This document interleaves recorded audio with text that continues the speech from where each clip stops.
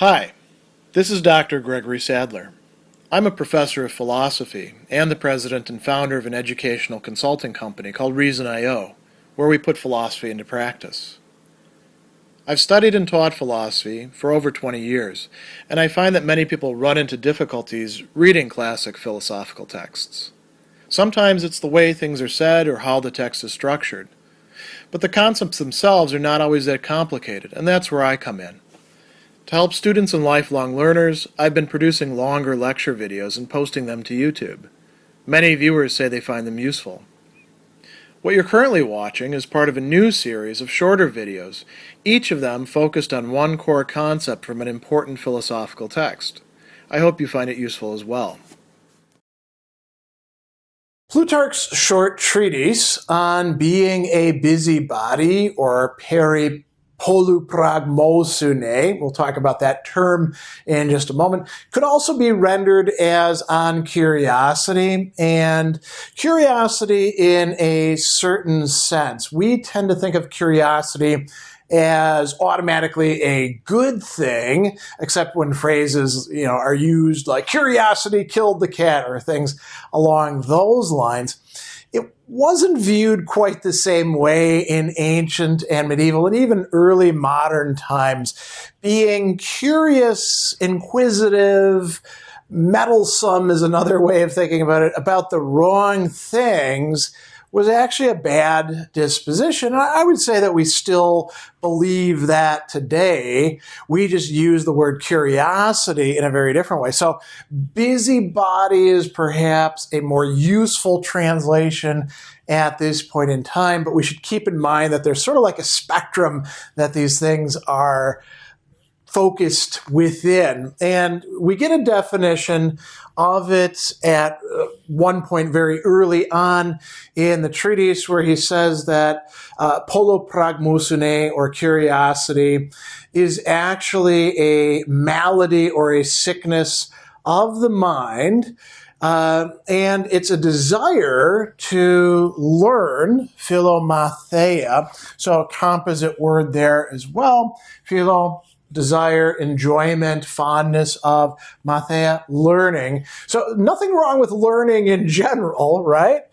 But it has to do with the things that you want to learn. So the troubles of other people. So notice two important qualifiers for that object, right? Troubles, so things that are actually bad. In the Greek, it is actually just very straightforward, kakon, meaning bad things, and of others, allotrion, belonging to other people. We have bad things that belong to ourselves.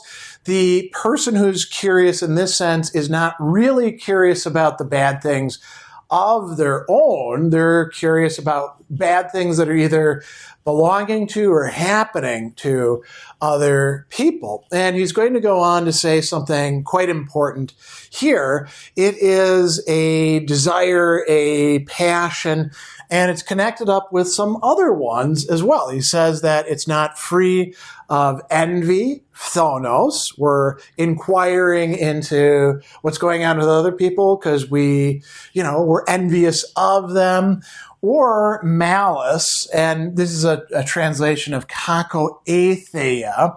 So kakos, bad, right? Atheia, sort of a bad disposition towards other people. And a little bit later, he'll define it in a somewhat different way as a desire for learning about ferreting out the secrets of other people. But we'll talk more about that elsewhere. And he says that, if you actually were curious about your own problems, and he gives as examples of these, faults that arise from envy, jealousy, cowardice, pettiness, and he says, examine these, pay attention to those. Well, that would be great, because then you could actually make yourself into a better person, and you'd be focusing on what's actually your own business.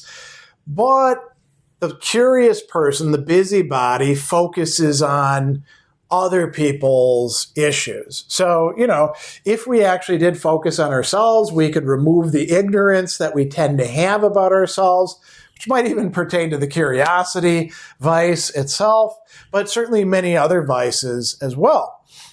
Instead, what happens, he says, this curiosity and meddlesomeness of yours will have an occupation, and it's going to, as he's going to say, it's like the llama in the fable who, when at home sleeps in blindness with her eyes stored away in a jar, when she goes abroad, puts in her eyes and she can see. Well, every one of us in our dealings with others abroad puts their meddlesomeness in this periergia.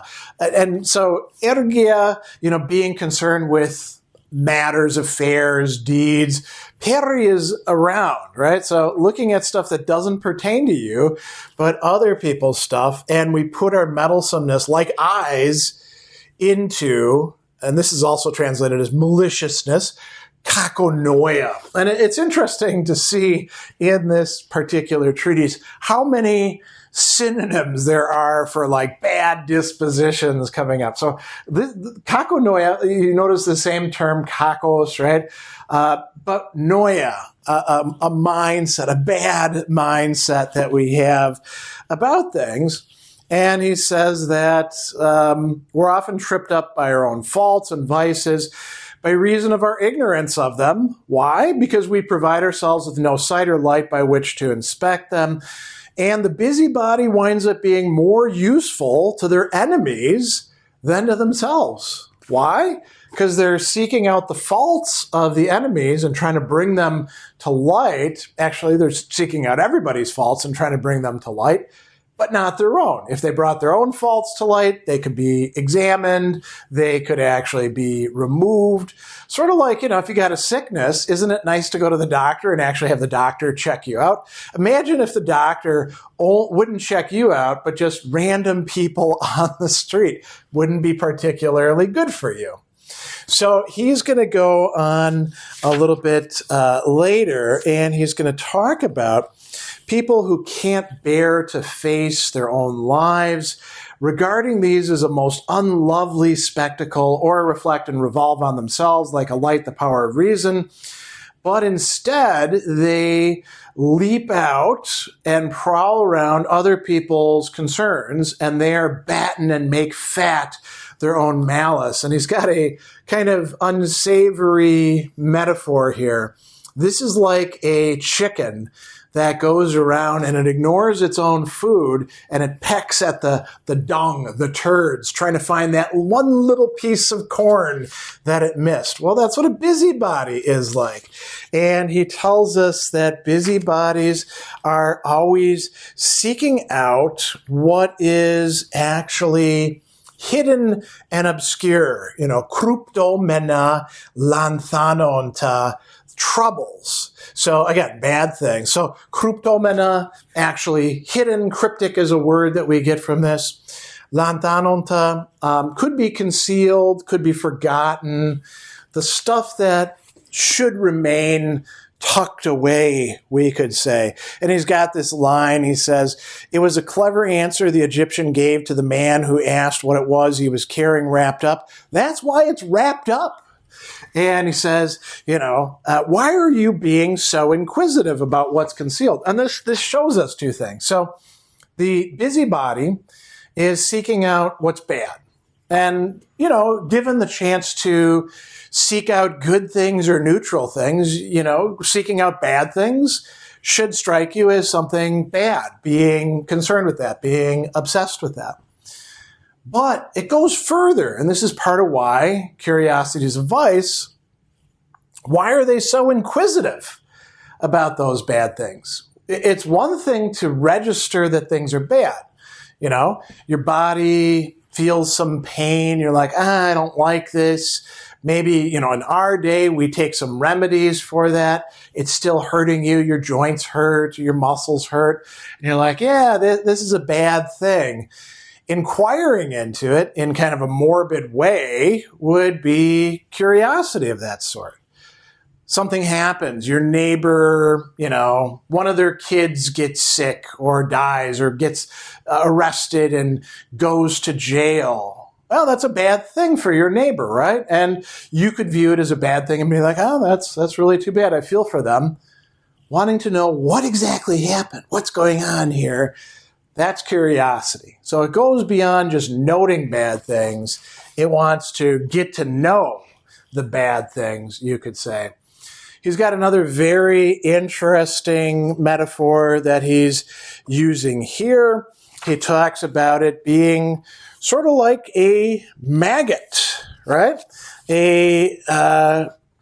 Maggot is the larva of a fly, and what do they eat? Dead material, the things that are, rotting away, literally dead in Greek, and then hule, the matter of things. So he says, if that's the case, if you really have to be feeding and dwelling on depraved things like this maggot, why not just, check out history? What are you going to find there? There's all sorts of deaths of men, seductions of women, assaults of slaves, slanders of friends, compounding of poisons, right? So these are all deeds, envies, jealousies, shipwrecks of household, overthrow of empires. And he says, glut and enjoy yourself and cause no trouble or pain to any of your associates. So this is going to show us just how bad this kind of curiosity is. You could just read a lot of historical accounts or tragedies, as he mentions, plenty of Greek tragedies. In our own time, we could just maybe watch documentaries about terrible things that have happened. But that isn't enough for the curious person. He goes on and he says, curiosity apparently takes no pleasure in stale calamities. Again, kaka, right? It's not happy with that. It wants to learn about fresh calamities. So it's going to constantly seek out new problems, new issues. And he gives examples of this. If someone sitting near at hand narrates the seduction of a maiden, or the adultery of a wife, or the framing of a lawsuit, or the quarrel of brothers, the busybody neither dozes off to sleep, nor pleads an engagement, but asks more speech and prefers both his ears, right? They want to learn as much of it as possible. And then he uses another analogy, cupping glasses. So a cupping glass is an old remedy where you stick this glass onto somebody, usually heat it up, and it's supposed to pull bad stuff out of your body. It appears to be mostly pseudoscientific, but he talks about this as drawing out evil stories. The ears are like cupping glasses, and they want to hear the most evil stories, right? And he says, as cities have certain unlucky and dismal gates through which they lead out condemned criminals and cast out the refuge and the scapegoats, while nothing undefiled or sacred goes in or out through them, the ears of the busybodies give passage and thoroughfare to nothing good or decent, only to gruesome tales, serving as they do as conveyance for foul and polluted narratives. So they don't have any interest in happy matters. He even talks about they want to hear tragedies, not comedies. They're not interested in hearing about a wedding or a sacrifice or a complimentary escort. When they're being told about that, good things happening to other people, they are, as he says, a careless and inattentive listener. Their ears are really attuned to hearing about bad stuff. And now we could imagine, this could apply just as well to our eyes and our fingers. What do we consume on the internet? What kind of stuff are we watching, listening to, reading, checking out on social media? Are we interested in good things that are happening? Are we interested in bad things that are happening? Are we interested in, things that have to do with celebrities and we like to see them brought down? And this brings us to sort of a final point about this. he's going to tell us, again, here we have curiosity is really a passion for finding out whatever is hidden and concealed.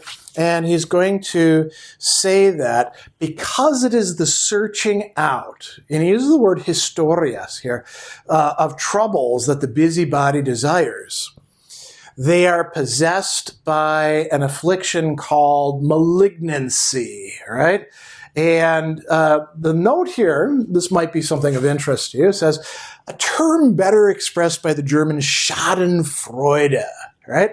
Sometimes, you can't possibly translate that. No, you can, just fine. Just like you can translate the term here, it's enjoying somebody else having something bad happen to them, enjoying the sufferings of others. So he says, because they're possessed by this affliction of malignancy, which is epihierarchia, which literally means, so her is hand, epi is towards, and then the kakia, badness, turning your hand to badness, wanting to see bad things happen to other people. He says it's a brother to envy and to spite. Envy, phthonos.